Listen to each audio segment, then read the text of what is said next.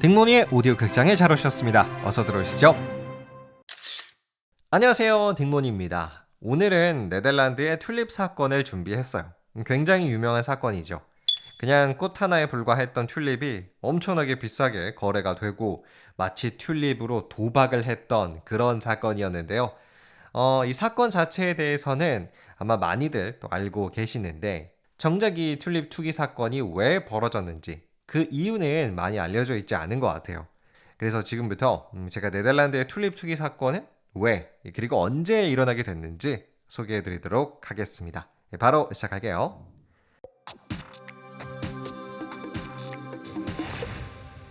자, 결론부터 말씀드릴까요? 네덜란드의 튤립 투기 사건이 벌어진 시기는 1636년 11월부터 1637년 2월까지였고요. 그 원인은 총 3가지였습니다. 첫째, 미래에 대한 막연한 기대, 즉 초긍정주의라고 할 수 있겠고요. 둘째, 쉽게 돈을 벌고자 하는 인간의 욕망.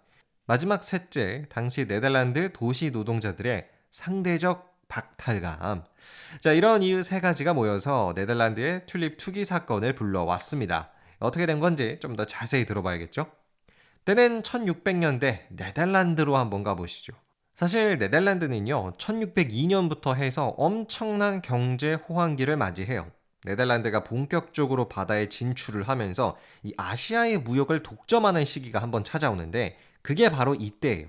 그래서 아시아의 온갖 진기한 상품들을 유럽으로 싣고 오면서 정말 네덜란드가 떼돈을 벌었죠. 그 유명한 네덜란드의 동인도 회사 있죠. 그 동인도 회사가 탄생한 것도 1602년이에요. 자, 이렇게 네덜란드 자체의 경제가 굉장히 좋았을 때였는데, 근데 딱 하나 문제가 있었습니다. 정작 네덜란드 내부의 노동력이 좀 부족하다는 거였어요. 왜냐하면 네덜란드의 이 젊은 청년들이 다 떼돈을 벌고 싶으니까 죄다 무역 상인, 바다로 나가는 거죠. 근데 네덜란드 도시에 필요한 노동자들, 하다못해 대장장이 아니면 도시의 뭐 상인들, 이런 도시의 일을 해야 될 사람들이 필요한데 웬만한 청년들은 바다로 나갔으니까 이런 평범한 도시 노동자들을 찾는 게 귀해져요. 그러면서 자연스럽게 이 대장장이를 비롯한 도시 노동자들의 월급이 올라갑니다. 노동력이 부족해지니까 당연히 월급이 올라가겠죠. 그래서 이 네덜란드 도시 노동자들의 월급이 점점 오르더니 이제는 이들이 약간의 사치를 부릴 수 있는 수준까지 돼요. 그러니까 본인 월급으로 식량도 사고 집세 내고 여러 필요한 것들을 좀 샀는데 여전히 돈이 좀 남는 거예요. 그래서 이 돈이 좀 남은 도시 노동자들이 그때부터 뭐에 관심을 갖냐면요. 정원 가꾸기였어요.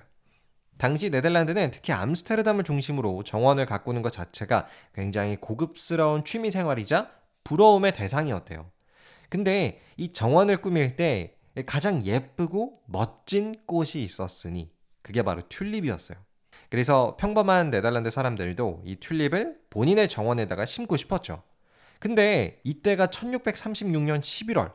그러니까 튤립 투기가 시작될 이때는 여러분 튤립이 꽃을 피우기 전이에요. 보통 튤립이 4월에서 5월 달에만 꽃이 피잖아요. 그래서 이때 네덜란드인들이 이 튤립을 경매장에서 거래하는 방식이 되게 재밌어요.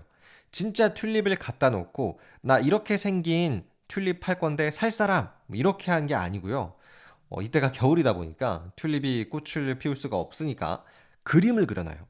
현재는 그냥 국은 상태, 약간 뿌리만 있는 이 튤립이 꽃을 피웠을 때의 그림을 그려놓고 증서를 발급해요. 그리고 그 튤립 증서를 경매장에서 파는 거예요.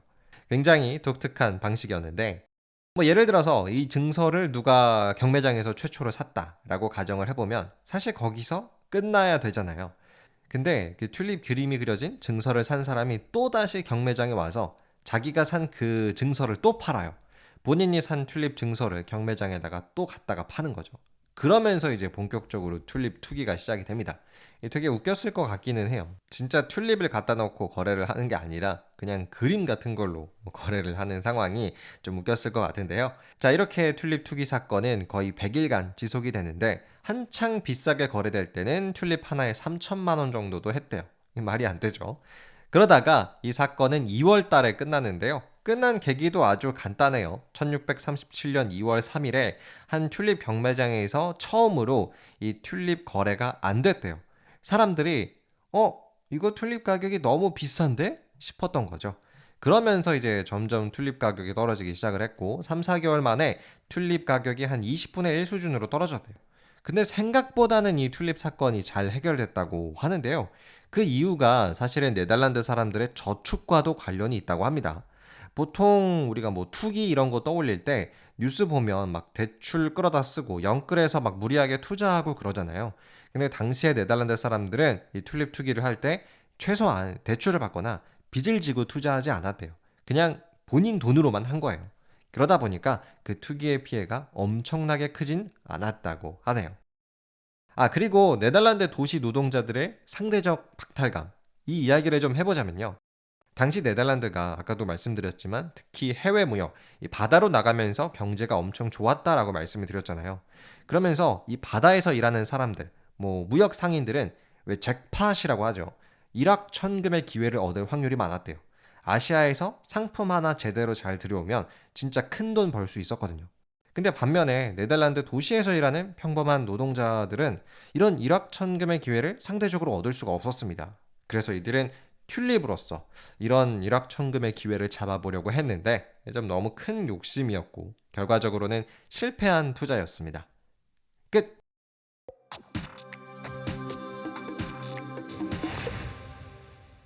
네, 오늘은 여러분과 함께 네덜란드의 튤립 이야기 함께 나눠봤는데요. 사실 지금도 튤립은 네덜란드의 국화예요. 뭐 그만큼 네덜란드랑 튤립이 좀 뗄래야 뗄 수 없는 그런 관계이긴 하죠. 아, 근데 여러분 그거 아셨어요? 전 세계에서 꽃을 가장 많이 수출하는 나라, 그리고 전 세계의 꽃을 지배하는 나라가 네덜란드래요. 뭐 꽃의 나라 네덜란드라고 불릴 정도인데 전 세계 화에 관련, 뭐 꽃과 관련된 상품의 50%가 전부 네덜란드산이고요. 뭐 튤립 같은 구구운 같은 경우에는 전 세계 점유율 80%를 네덜란드가 갖고 있어요. 그래서 과거에는 네덜란드가 이 튤립으로 투기를 하기는 했지만 지금은 또 네덜란드에게 엄청난 돈을 벌어주고 있는 효자 상품이 또 꽃입니다. 신기하네요. 그럼 오늘의 이야기는 여기서 마칠게요. 오늘도 함께 해주셔서 감사드리고요. 저는 더 유익하고 재미난 이야기로 돌아오겠습니다. 감사합니다. 안녕히 계세요.